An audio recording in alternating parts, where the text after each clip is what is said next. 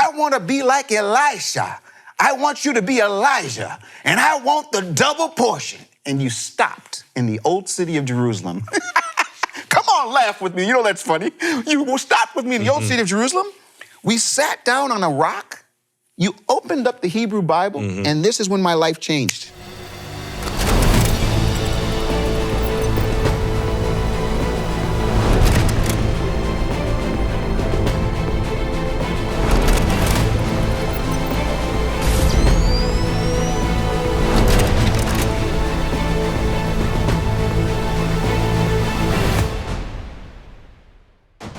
Welcome to Hebrew Gospel Pearls, the special edition. I am here with Dr. Nehemia Gordon. We are continuing to open up the Word of God to find out what it means in its language, history, and context. But we're actually going to do something a little different. We're going to do some, what you would call it, Nehemia, some, I think the first time you gave me this phrase, a French, I think it was a French phrase. What was it? Italian phrase. Oh. Come on, don't work with me here. Okay, so there's this famous Italian expression, which I'm sure I'm mispronouncing, but it's something like traditore. Right. And it means the translator is a traitor. That's right. And it's this idea that whenever you translate something, you have to make a choice. And you could translate literally, and then you lose the meaning in the target language, or you translate broadly, you sort of paraphrase, and then you lose the flavor and the literal meaning of what you're saying. Okay. And so the translator as a traitor is a problem I think we keep encountering in our Hebrew Gospel Pearls. And we were talking, and we decided what we need to do is, rather than just continuing verse after verse after verse, which we will hopefully continue to do, that's the plan. But I think we need to get like kind of a broad, like 30,000 foot view where we could see what are the principles behind some of these issues that we're encountering. And you had this brilliant idea of taking some case studies of translation issues where the translator is a traitor, and you called it tricks of translation. I called it tricks of translation, and then I came to the team here and said, help us with this, and they just click, click, click, and next thing you know, we got tricks of translation. We have at least 2. I think we have 3 episodes we're gonna do. And the reason for that is, Nehemia, we don't get you in studio all the time. You've been really busy. You've been traveling around. Oh, yeah. And listen, I want to give us just a quick update for our Hebrew Gospel Pearls folks. What have you been doing since we finished recording Hebrew Gospel Pearls up until episode 32? I think we finished episode 32, Public and I don't Plus. even remember when we recorded that. I'll tell you what I've been doing for the last year. Okay. So over the last year, so I'm based now in Dallas. That's where Linnell, my wife, and I live. In the great state of Texas. In the great Republic of Texas, my favorite Spanish-speaking country. And well, I'm still trying to learn the local language. And I think I spent something like 2 months of the last year actually at home. I've been in planes, trains, and automobiles. Actually, I'm not sure there were any trains, but well, there was a It train. works. We've been all over the place, and I actually had somebody, my wife was telling somebody this, and she said, oh, wow, what a fancy life you live. You're traveling all over. Do you know how difficult it is to be living out of a suitcase? Right. And you check into a hotel. Right. And it's honestly, I want to sit at home and never leave my house. So it's really challenging, but we're going to where we need to go. So we've spent over the last year time in Berlin, Cambridge, England, multiple times in Italy. We spent 3 weeks at the Vatican. First, we spent a week studying Codex Vaticanus, and then another 2 weeks we came back later to study Codex Vaticanus and other Hebrew manuscripts at the Vatican. It was actually kind of interesting. When we got to the Vatican, we had submitted this proposal. And when they've approved the proposal, and we got there, they looked at the proposal and they said, oh, we don't let anybody access this. You can't access this manuscript. We don't let anybody do that. And we had to then convince them why our research could only be done directly with the manuscript and not with photos. Because we had come all the way to the Vatican, they were only gonna let us look at photos. But we ended up 3 weeks, actually, first one and then 2 more weeks, examining it directly using very advanced technologies in order to answer some really important questions that nobody's been able to answer up until now. I can't share the answers yet because they're gonna be We're hopefully going to be publishing them in a peer-reviewed academic journal. So I can't share the results, but it's absolutely fascinating. We spent a week in a place called Ferrara, Italy, where someone discovered this old Torah scroll that has all kinds of interesting features you don't normally see in a Torah scroll. And this was an unknown scroll. I had to decide whether we were going to spend a week there, and we were invited to. And I said, okay, well, before I bring this whole team from, we have people coming from Jerusalem, people coming from Munich, people coming from Hamburg. It's a lot of resources. Is it worth it for us to go and examine this scroll in Ferrara? And I said, can you send us the photos? He said, well, we don't really have any photos. So I looked in every catalog that exists. I asked all the top people. They said, we've never heard of this scroll. As far as we know, it doesn't exist. I finally got 2 small photos, and I saw things in that photos where I called up the different teams, and I said, we must go to Ferrara.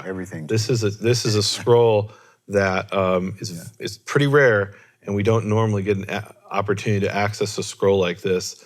It had certain features that aren't supposed to exist in Torah scrolls, but there they were. And so we went there and we photographed it using something called multispectral imaging of each page, or really sheet of a Torah scroll. We took 25 different images at different wavelengths and different kind of raking lights and things like that. Very, very sophisticated stuff. It's never been done on this scale with Torah scrolls until we did a similar thing at the Vatican. Right, so we actually did 2 scrolls on that trip. Then one of the places we went was Budapest. In Budapest, I spoke at the Conference of Samaritan Studies. All the top scholars in the world who research Samaritan history and Samaritan literature come there, and you get an opportunity to present to them the results of your findings. And what do you think I spoke there on the Conference of Samaritan Studies? What topic do you think I talked about? Let's see. The name. The name? So one of the main arguments for Yahweh is a 5th century church father who for years I've been calling Theodoret of Cyrus. And one of the people there said, well, who's that? I said, well, here's how it's spelled. He said, oh, you mean Theodoret of Cyrus. Theodoret. Theodoret of Cyrus, or okay. Theodoret, not Theodoret. All right. And then I found out maybe in America they say Theodoret, and in Europe they say Theodoret. So Theodoret, or Theodoret, says that the Samaritans pronounced the Tetragrammaton Yahweh. So I combed through Samaritan sources, and I've done a study on this, a very preliminary study in the past, but I wanted to present to the top scholars in Samaritan studies, what is it that we actually know about this? And I walked into that conference, it's really interesting, with a pretty good case for what I was saying.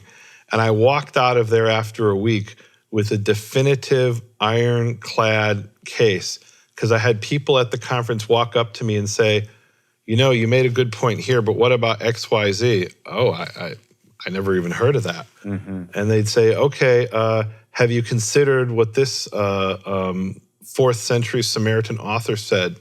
No, let me have a look. Wow, he proves my case.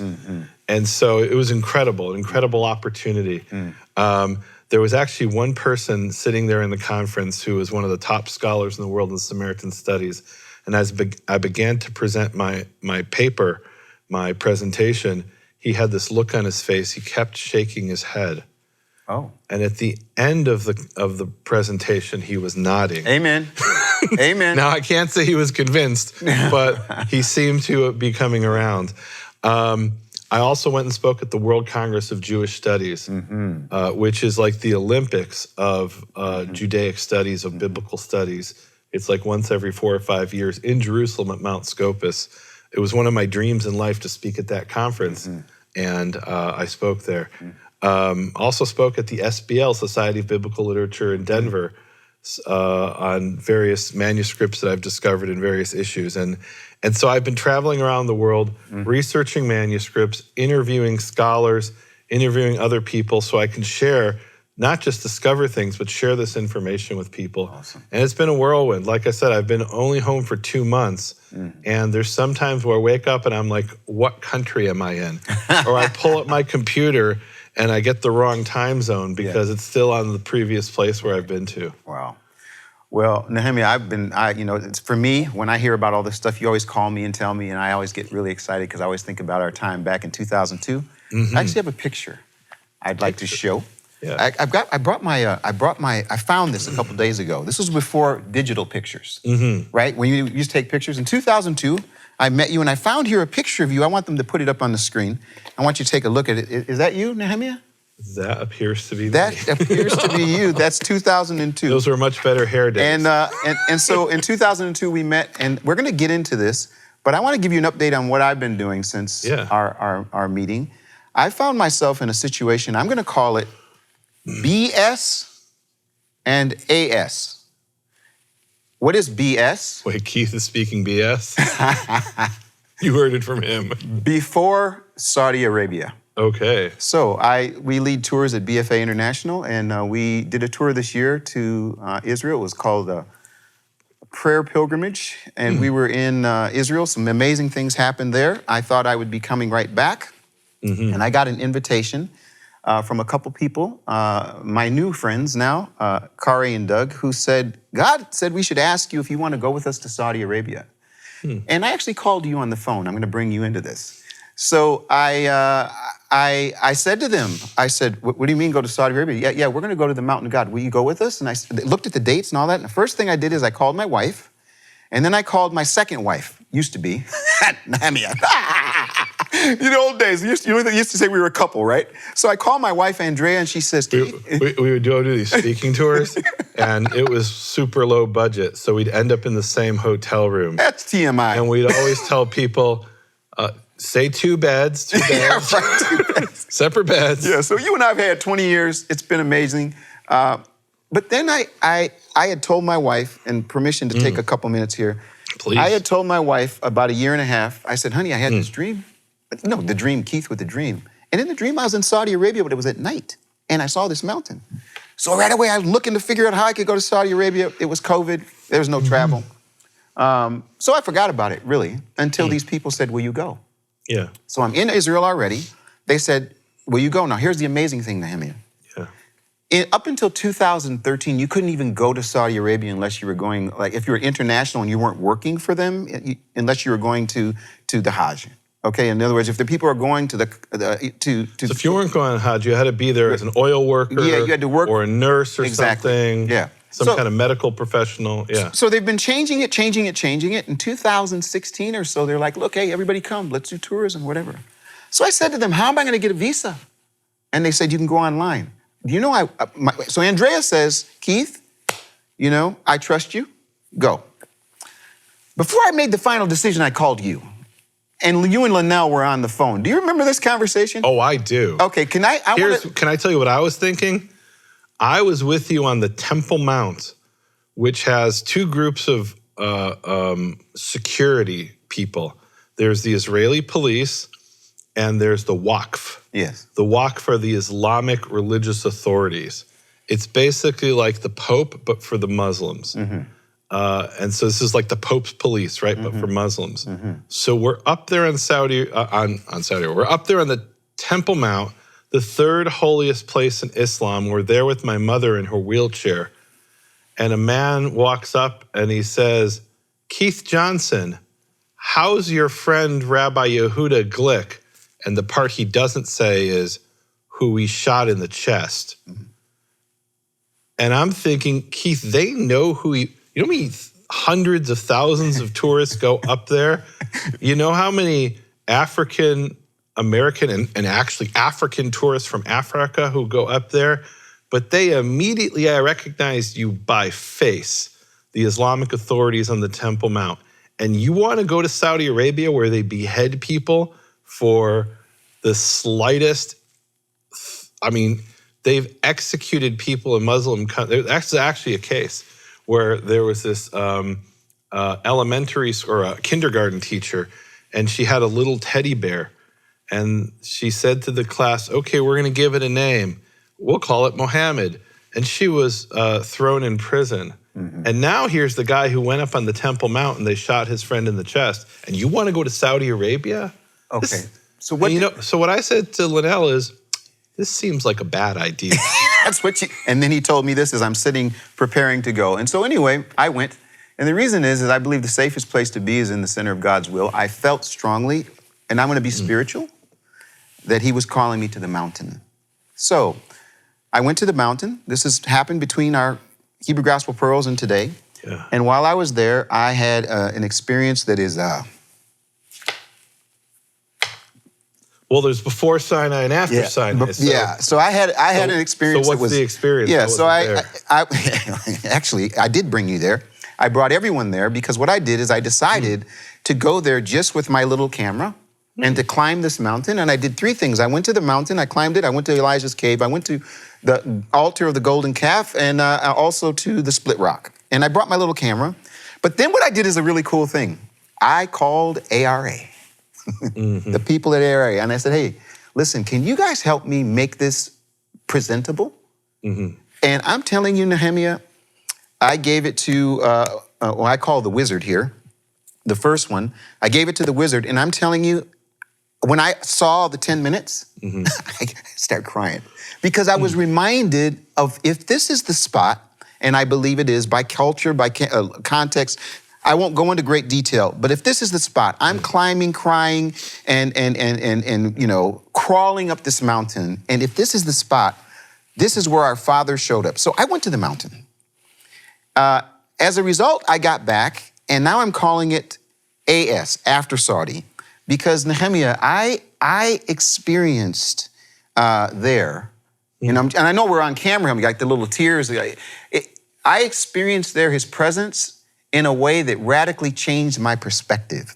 What we did do at ARA on the YouTube channel of A Rude Awakening is put the videos up. There's 3 of them. Climbing the Mountain of God, 10 minutes. Second one is going to the golden altar. I actually, you know what I did? It was locked. The gates were locked. So I snuck under the fence, and I took the people with my camera under the fence, and I went there and I saw it. It's amazing. And then we went to the Split Rock. So those are available. But what that did is it put me to a place to remember again just who God is and what the journey I have had. This journey has been amazing. 20 years ago, Nehemia, for all of those people that say, Keith, you always go on these rabbit trails. Listen, this fits to what we did 20 years ago. 20 years ago, that picture, we're in the old city. You've got your Hebrew Bible. I'm walking with you, Michael Rood. I want to put up a picture of Michael real quick. I have one from here 20 years ago. Let's put up that picture of Michael. There it is, you guys. This is him 20 years ago. And Michael was the one who said, listen, Keith, this isn't my expertise, but I know Nehemia Gordon from the Hebrew University, and I want you to meet with him. And so he introduces you to me. He sets up a day-long tour in the old city of Jerusalem where we're sitting across from the wall where God's name was spoken, and we talked about it 1,000 times. But the thing that happened was we were walking, and we kept talking about the Bible. And I'm going to tell the story. What did we do? We would stop. I'd say, Nehemia, blah, blah, blah. In my Methodist pastor background, I think at one point I said something like, Nehemia, I really want you to work with me. I want you to teach me. I want to be like Elisha. I want you to be Elijah. And I want the double portion. And you stopped in the old city of Jerusalem. Come on, laugh with me. That's funny. You will stop with me in the old city of Jerusalem. We sat down on a rock. You opened up the Hebrew Bible, and this is when my life changed. You started reading what the verse said. I went behind and looked at what you were reading. It wasn't an English translation. Immediately in my gut, I said, this is not right. I'm Keith Johnson from Trinity Evangelical Divinity School. I've got a master's degree. I'm a pastor. And this guy is reading the Bible, and I don't know what he's reading, and I don't understand, and he's translating it from Hebrew? It changed everything for me. And it was this verse that we're going to look at today that started me on the issue of the tricks of translation. So that's my intro. So before we get to the verse, which is an important verse, I want to tell you something I remember from that trip, that hike that we took around the old city. And I don't know if you remember this, but one of the things you asked me about, and let's put this in context. So this is 2002. I'd finished all of my coursework I think most of my coursework, all of my coursework for my master's degree. And I just had like a few things I had to write a thesis basically, which I put off for quite a number of years. I was working for Professor Emmanuel Tove on the Dead Sea Scrolls. That's what I was doing. You picked me up from work the night before. and you turn to me and you say, Nehemia, I have a question about the mercy seat. And I said, what's that? In my life, I had never heard of the mercy seat. I had no idea. Literally, I had no idea what you're talking about. And you're like, It's the mercy seat. Nehemia University. How do you not know what the mercy seat is?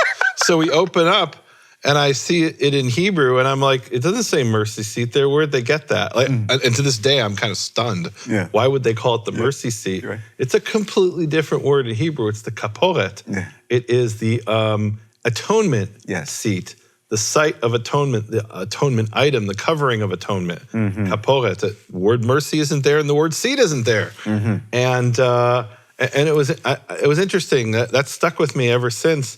That talk about tricks of translation. Right. When somebody translates that the mercy seat, when it doesn't say anything of the sort, in fact, it's called the atonement covering. Yes. That's pretty deliberate. That is very There's an agenda there. And I'm not even sure in that case what the agenda is. But isn't that interesting? I think it's someone who's trying to remove atonement from there. I don't really know what it's about. Yeah. But it's a completely different concept. Yeah. Now, let's look at the verse. Actually, Well, before we get to the verse, before we get to I the have verse. to tell you the second thing that happened to me since I've been What's gone. that? So there was Saudi Arabia, Israel, tours, all of that. Second thing is I'm in Connecticut with my dear friends, the Gephardts. And Rob and Christy and their family. And I was sitting in their living room, and I looked across the living room, and I see this old book. And it's a Bible, clearly, a big old book. And I actually have it here. Okay. I said, what is that book? They said, it's a Bible, right? Yeah. So I get the Bible, and it falls apart, Nehemia. Okay. The outside falls apart. wow. But I open it, and I read it, and I come to find out this book is a book that was the first translation from Hebrew into English for the Jews of America. A man named Isaac Leeser in 1853 said some really interesting things, and I want to read just one of the things that he said. I have it here. Now, I can't flip through this book, but I've asked the amazing team here at ARA to give you guys the picture of what he says. I have it, let's see, right here. Which verse is this on? This is not a verse. Oh, this is the preface. This is the preface. Yes. Oh, here it is. I'm sorry. Here it is. Wait, so tell us again what this Now, so here's the deal. Who made the translation? So this What is year? Isaac Leeser in 1853, and this Bible that I have here was actually presented, and I can't use the pages very often, but in 1915, this Bible was presented to Mr. and Mrs. Samuel Weisberger by Mortimer Newman, June 1st, 1915. The amazing thing about this Bible is that there are so many pearls in this Bible, Nehemia. He says something, can I read what he says? So first of all, this is a rabbi in the U.S. in the 1800s. 1800s? And even though this is a later reprint. Yes. And it's the first Jewish translation of the Bible by an American Jew, by an American Jewish rabbi. Yes, the first one. Okay. Ever. Wow. And that's interesting because we've got, today, most Jews will say, oh, well, there's the JPS, Jewish Publication Society. Yeah. Or there's the Art Scroll, which is sort of the ultra-Orthodox version of the JPS. Yeah. And they're like, oh, well, we have the earlier one, the JPS 1917. This predates JPS by decades, 50, 60 years, something like that. He's really the founder of the Jewish Publication Society. He really is. Really? And in fact, I got to tell you something. If we get to it, Nehemia, I don't know if we're going to get to it. You're so busy. But if we can get to it, this Bible answers a question about the name Yeshua. This is the only Bible. Wait. Now, I'm telling you. The Bible by the Jewish rabbi The in the Jewish 1800s rabbi does something I found deals in with Yeshua. no translation anywhere. Wow. In this with the Bible. name Yeshua. If we can get to it. Okay. If we can get to it, I'm going to ask, if we can get to it, we're going to try to do a special episode for ARA Shabbat Night Live. I want the world to see this Bible. But this is for our Hebrew Gospel Pearls, folks. Let me just get back to what he says real quick, and we're going to get into this verse. Here's what he says. The translator is an Israelite in faith. In the full sense of the word, he believes in the scriptures as they have been handed down to us, in the truth and authenticity of prophecies and their ultimate literal fulfillment. He has always studied the scriptures to find a confirmation for his faith and hope. Nevertheless, he has searched fearlessly, say fearlessly, that in his going through this work, he has, I love this, he has thrown aside all bias, discarded every preconceived opinion, and translated the text before him without regard to the result thence arising for his creed. But no perversion or forced rendering of any text was needed to bear out his opinions or those of Israelites in general. You know what I want to call that SNL? What's that? A Jew and a Gentile explain the name Yeshua. And if it's not you, this Jew will help us explain it. I want it to be you. Will you do it with me? No, Let's do it. Okay, all right. Almost done. Israelites in general, and he as for one would place but little confidence in them if he were compelled to change the evident meaning of the Bible to find a support for them. Last sentence. He trusts, therefore, that to those who agree with him in their religious persuasion, he has rendered an acceptable service. And it goes on and on. And Nehemia, this is what I'm going to do in our little tricks of translation, 2 episodes, potentially 3, is towards the end, we're going to go to what I call the big book. Tell the story why I call it the big book. Why do I call it the big book, Nehemia? Because it's a book that's big. You don't listen to my stories. I told you the first one I became a Christian, they said they offered me a little book. Okay. You don't, come on. Why don't you tell the story? No, the point is I found my big book. Okay. This is the first English translation. And the little book was the New Testament. The New Testament was the little book, and the big was, but this one is the big book. This is your big book. It's the first English translation for those American Jews who didn't, all they read was the King James. So now let's do something off script. We haven't tested this. No. So Exodus 25:17, it says, and you will make a kaporet of gold, of pure gold, in the King James, and thou shalt make a mercy seat of pure gold. JPS 1985, you shall make a cover of pure gold. What does Rabbi Leeser have? Well, you know what? If I were to, the reason we can't fall apart. The reason it would fall. Literally, the pages. You can't just get me Exodus 25:17. They have to take pictures. No, I'm going to try. Carefully turn Exodus 25:17. Okay, let's see. Do we have pages a mercy literally, seat, or do we have a? Okay, 25 what? 17. This is live on camera. I don't know what it is. 17, and thou shalt make a mercy. No, I'm just kidding. And thou shalt make a cover of pure gold, 2 cubits and a half shall be its length. And then he gives a note, which is a mercy seat. What is he saying? No. Oh my goodness. We'll have to put it up here. The point is, he does say cover. He tripped cover, not mercy. He does say cover. Isn't that interesting? And you know what I want to tell you about this Bible, Nehemia? Yeah. Over each verse that we've looked at, pearl, pearl, pearl, pearl, pearl. So we're going to get into the first verse that I asked you about. Yeah. I asked you about 2 Kings chapter 2, verse 9, and you had the Nehemia look, by the way. When I said it, I said, Nehemia, would you be willing to spend time? You just met me, the day before, and I said, hey, would you teach? Would you work with me? And you're like, no. From the morning to afternoon, no. And it took how long for you to finally say yes?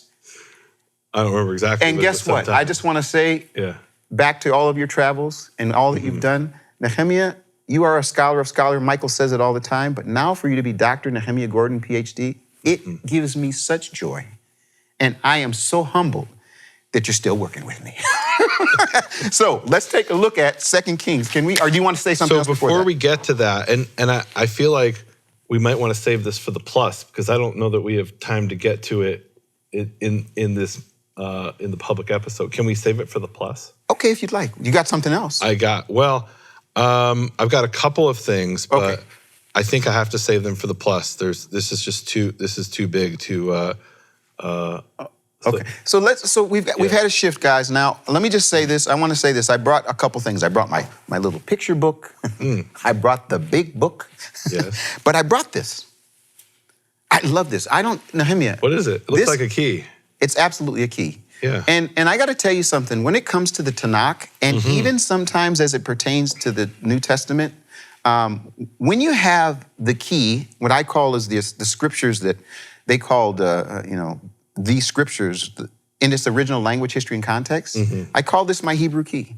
And this key, when you go in there and you unlock it, there's so many things, Nehemia, that just absolutely jump off the page. I was talking to Ewan Nelson, it's not new. He's been a research person that works with you. He's a research assistant at the Institute of Hebrew Bible Manuscript Absolutely, he is, and he's amazing. And I was talking about how when I first met you 20 years ago, and I said, hey, listen, I really want to get back, I want to understand Hebrew. I want to open up my Hebrew Bible and I want to translate it. I want to be able to open a Torah scroll and I want to be able to read it. And you did a phenomenal thing. You worked with me. But I said, 20 years ago when I said Hebrew, people were like, do that little thing that you and Linnell sometimes where you take your head and go like this. We've got our little friend, Gwenny. And when Gwenny hears something surprising, she goes, huh? So whenever I'm talking to Nehemia and Linnell and I say something weird, BS or AS, if I say it BS, they go like this. So people used to do that to me all the time. Why are you studying Hebrew? But do you know right now, Nehemia, around the world, people are beginning to interact with the Hebrew language, both in modern speaking it, class after class after class, and also learning biblical Hebrew. And it's amazing to see that. So now when we talk about this, tricks of translation, and we decide little section of our episode that says, let's use the key. Let's go to the big book. Let's see the translations. You got tap here. It's something that people are interested in. And I'm particularly excited that we're going to do this. So before we cut over to the plus section, I want to, we talked about this traditore, the translators of traitor. And when we originally discussed this, I said, you know who we have to talk about here? Abraham ibn Ezra. Okay. Ibn Ezra was this rabbi who lived from 1089 to 1164. He started out in Spain, ended up in Italy, and he was one of the great commentators of the Tanakh in Hebrew. And this is an incredible introduction he gives to his commentary on the Torah. And I want to just share a little bit about that before we go to the plus section. Because he lays out some of the problems here of the translator being the traitor.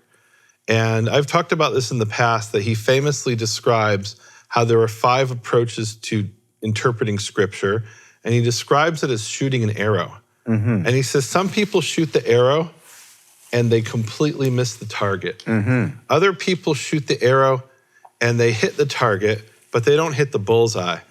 Still other people, they hit the target. Sometimes they're on the bullseye, sometimes they're off, and it's kind of hit or miss. Some people shoot the arrow, and it lands on a tree nearby, and they go and they draw the target around the arrow. This is where I was trying to go. And he says, what I'm trying to do is always fire the arrow and hit the target. So he describes 5 methods of interpretation, or 5 approaches. And the first one he describes, he calls it the approach of the uncircumcised, by which he means the Christians. And he says the Christians, when they interpret Scripture, everything is allegorical. Everything in the Tanakh and the Hebrew Bible is allegorical, even the commandments. And so they're completely missing the target. That's according to Ibn Ezra. He said, then there's the Karaite interpretation. And he said the problem with the Karaites is they only accept the pshat, the plain meaning based on the language, history, and context, but they don't accept the authority of the rabbis. Third interpretation is the rabbis known as the Geonim, who are from 589 to 1038. And he says they interpret through the filter of science and philosophy. And you might think, well, that's wonderful, isn't it? But what they mean by science isn't what we mean by science today, right? Everything is some hypothetical philosophical idea, and they're interpreting Scripture through the filter of these medieval philosophy. Fourth interpretation is what's called the Midrashic interpretation. That's the interpretation of the group he calls the sages. The sages are the rabbis who wrote the Mishnah and the Talmud from around 200 BC up until 500 CE. And he says the sages ignore the language and the context. He says that's completely legitimate, but it's not true. Meaning he says this is a valid method of interpreting Scripture, but it doesn't give you the plain meaning, the true meaning of Scripture. It's true on some deep spiritual level, but it's not true within the context of what Scripture is saying. And then he comes to the fifth interpretation, which naturally is his interpretation, which is the one which is correct. And I want to read you what he says. Okay. He says, the fifth way is the foundation upon which I will lay my commentary, to elucidate Scripture in accordance with its style, its grammar, and its plain meaning. Only concerning the commandments and statutes will I rely on our ancestors, And here's the key part. And I will correct the grammar of our language in accordance with their words. In other words, if our rabbis in the Mishnah and the Talmud give us an interpretation of what something means, and it's contrary to the language and the context, I'll just change the rules of language. That's what he says.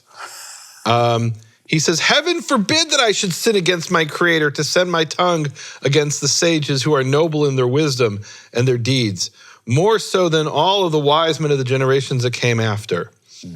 Anyone who sins against them causes violence to his soul, and anyone who goes outside their words, his blood is upon his own head. He will be separated from the congregation of the exile and shall descend alive down into Sheol. And then he says, so in other words, when it comes to a practical commandment, don't boil a kid in its mother's milk. Doesn't matter what the rules of the language are. I'm required to follow what the rabbis say. It says, 6 days you shall work, and on the seventh day you shall rest.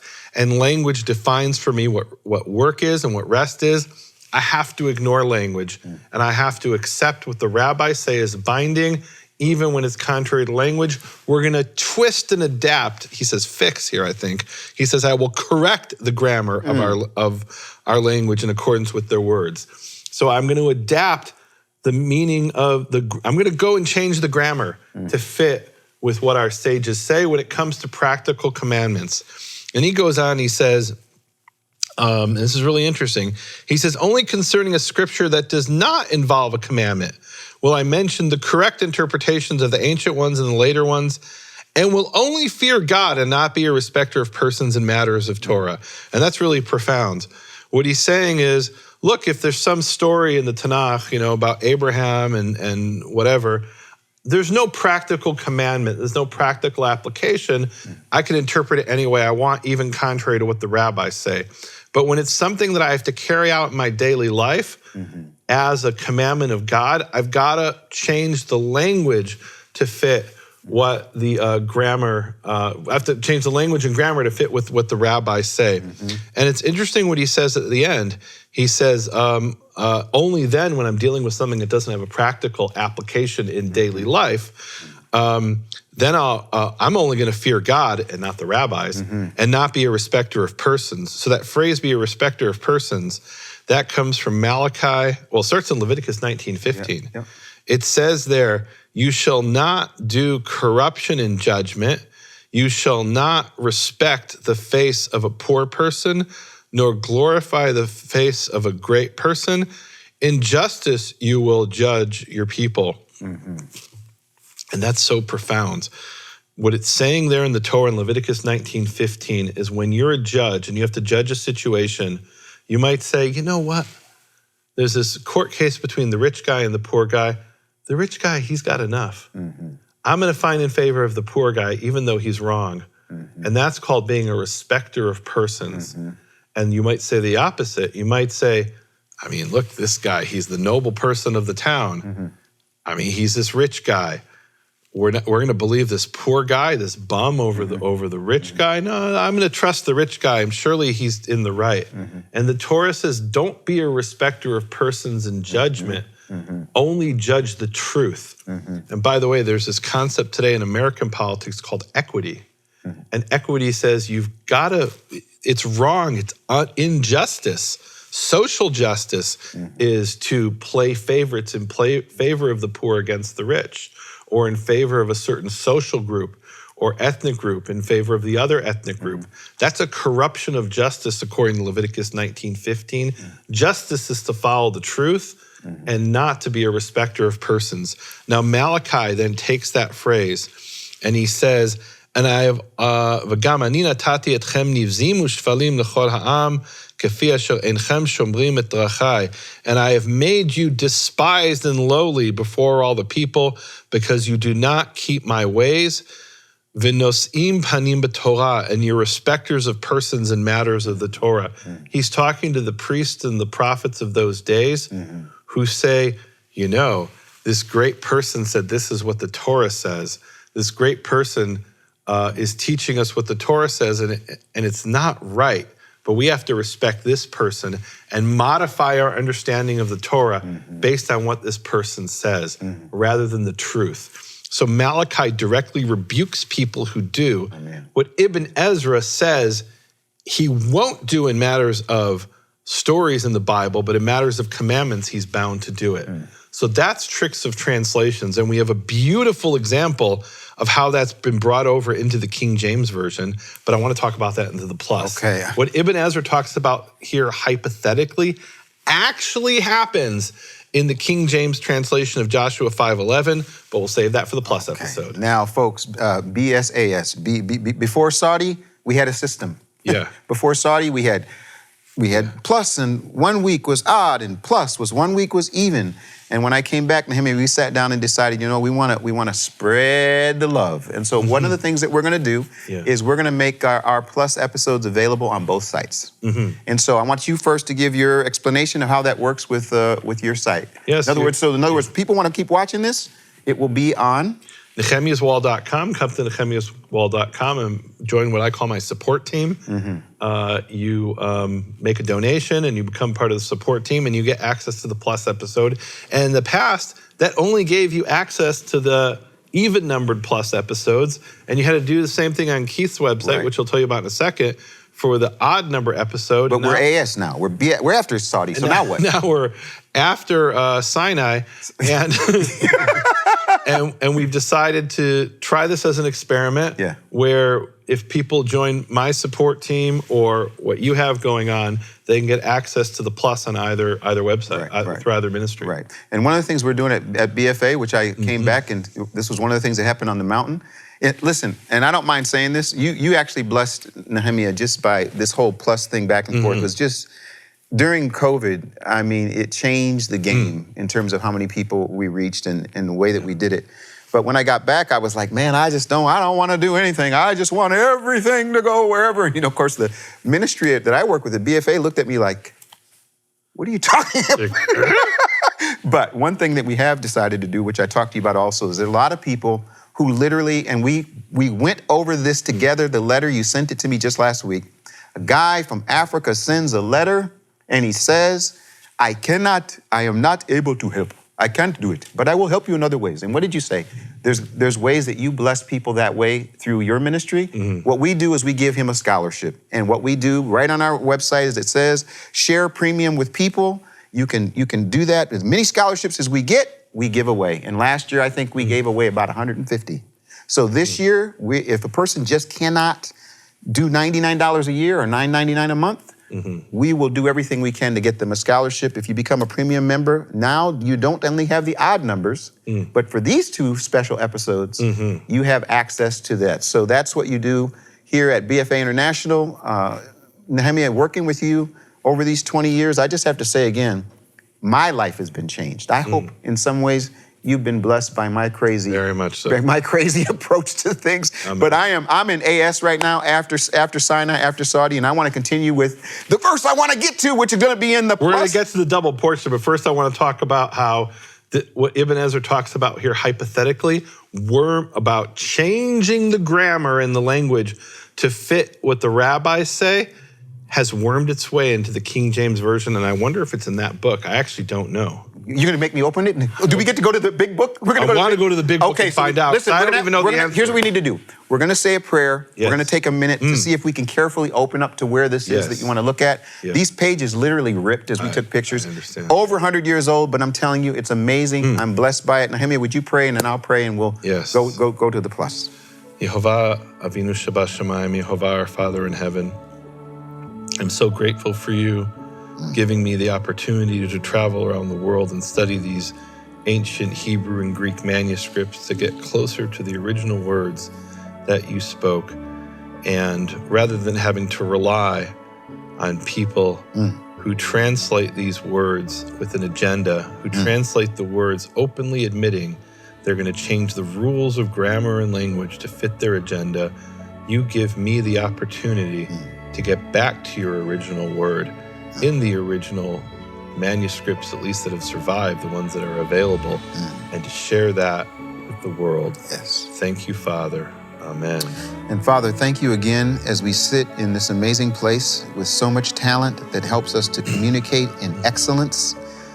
the things that you give us. We thank you for all of the people here that work. I thank you for Nehemia's journey. I thank you for Linnell and the way that you have brought her in such a powerful way together, that they are doing amazing things. And the fact that I get a chance to be so close to see these things is overwhelming. I just want to thank you for the Bible. I want to thank you for the Word of God. I want to thank you for the way that we can read what you gave to your people in its original language, history, and context, and then give it to people. Father, bring people from east, north, south, and west, all over the world to come to this place to understand not only the tricks, but the answers, the ways that they can actually interact with your Word and make it and apply it into their life. We give you praise, glory, and honor for this opportunity in your name. Amen. Amen.